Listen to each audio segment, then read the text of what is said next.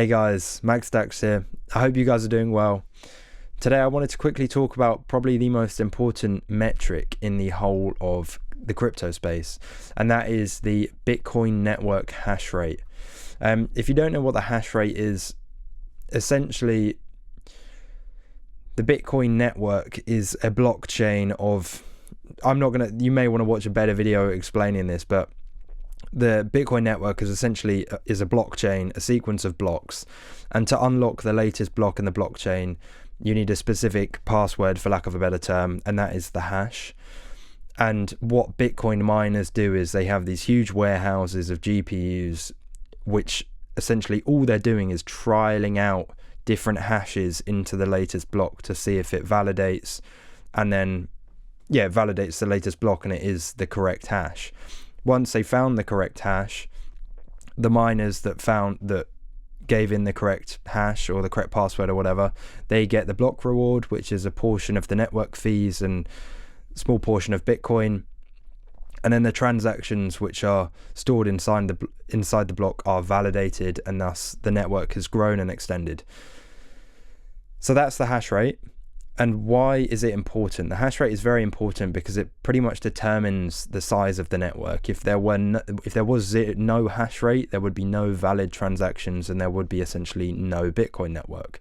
So without a hash rate, there is no Bitcoin, and thus there essentially is no crypto, because the whole of the crypto space is really on the shoulders of Bitcoin.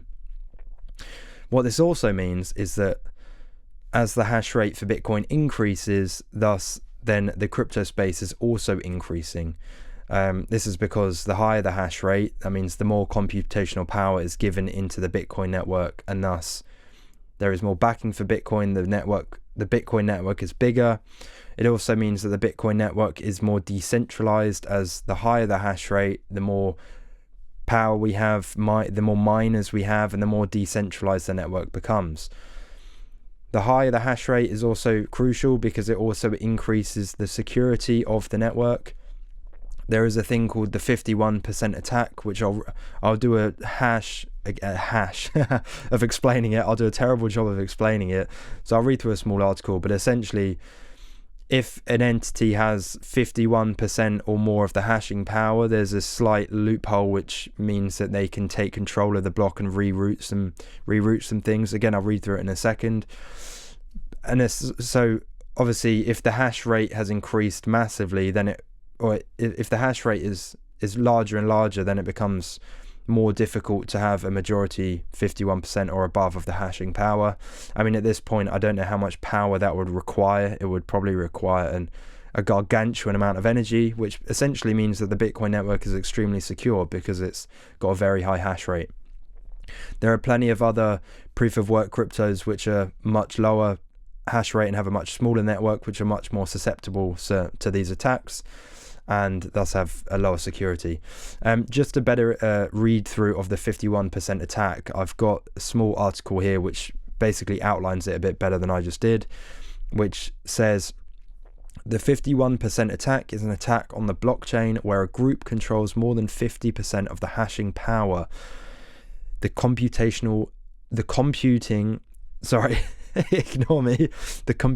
that solves the cryptographic puzzle of the network. This group then introduces an altered blockchain to the network at a very specific point in the blockchain, which is theoretically accepted by the network because the attackers would own most of it. So again, there we go. So it gets accepted just because they have majority hold of the hacking power. Again, now the Bitcoin network is huge, so this isn't so much a threat at all for Bitcoin, but for other networks it is definitely a threat. Now, jumping into the graph, we see that this is the total hash rate, which is THs per second or terahashes per second of the Bitcoin network. We have the Bitcoin price in black and the hashing rate in blue, which, as you can see from the graph, the Bitcoin hash rate is rising up, especially now as pretty much like an exponential curve. We have a small dip here for whichever reason, but really it's much more steady. There's no bear and there's no bull markets for the hash rate. it's just trending upwards. Again, from what I was talking about earlier, this essentially just means that the Bitcoin network is growing more so than ever now. It's growing at a faster gradient, which means that the crypto space is also growing ever faster now as well. So it's only a good thing for the crypto space. It's only a good thing for me and you.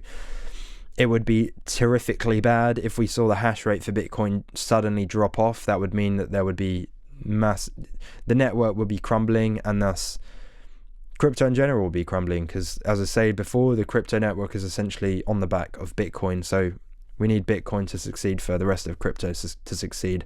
As you know, through the bull cycles, Bitcoin always flows first, and then the money flows into the other altcoins.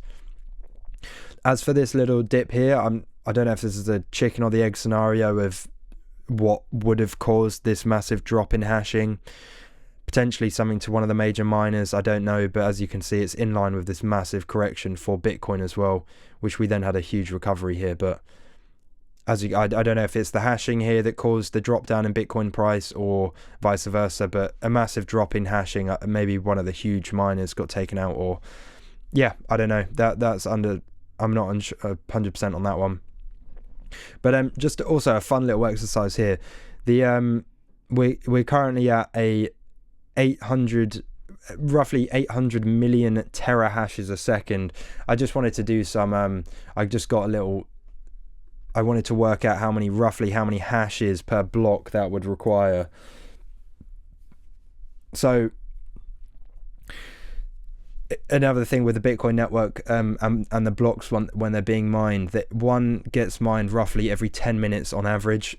So even if the hashing power increases, they then increase the difficulty of finding the correct password, so that on average it averages about 1 to 10 minutes. It's not always 10 minutes, it goes up and it goes down, but on average it's around 10 minutes. So I wanted to just calculate how many hashes it takes per block to unlock or to find the correct password, if the password for lack of a better term. So yeah, we've got here 800 million hashes, 800 million terahashes per second, which is essentially 800 times 10 to the 6, because that's million, and then a terahash is, I believe, one order of magnitude over a giga, which is times 10 to the 9. So we've got that times 10 to the 12, which is the terahash, which then leads us to, we have 8 times 10 to the 20 hashes per second.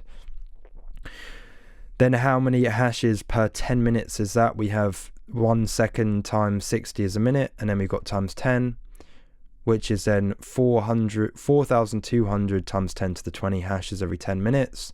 Or if we reduce that down, we have 42 times 10 to the power of 22 hashes per 10 minutes, or hashes per block. So that is 420 blaze it, 420 sextillion, 420 with 21 zeros hashes to mine one block, which is, after googling this, 420 sextillion hashes per block. So that's times 10 to the 21, which is, I don't know, the 7th order of magnitude, 7th positive order of magnitude, I guess.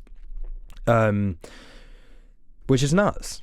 I don't know how many, I don't know what the current top of the line GPUs are that mine Bitcoin, but there's definitely a lot of numbers being pumped around the Bitcoin miners, or Bitcoin mining suites, whatever you want to call them.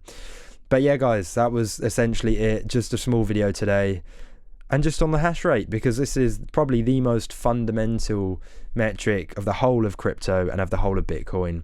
If the hash rate keeps increasing, we know that the Bitcoin network, and thus the crypto network, and the whole crypto space is thus growing, which is the only thing we really want at the moment. Crypto is still getting more widely adopted. We're still very early in terms of the whole thing in general. The last Bitcoins will be mined in like 2140, I believe, or something around then. So we're very early, and we still have very minimal adoption. Who knows what the future could be? It could be a very much crypto involved one. If that's the case, me and you, we're going to be max stacking it, you know what I mean? But yeah, guys, different one today. different kind of video. But yeah, I thought you guys would enjoy. But anyway, if you enjoyed that, like and subscribe down below, and I'll see you on the next one. I'll do an update tomorrow on the portfolio and everything. So ciao guys, have a nice evening. Bye.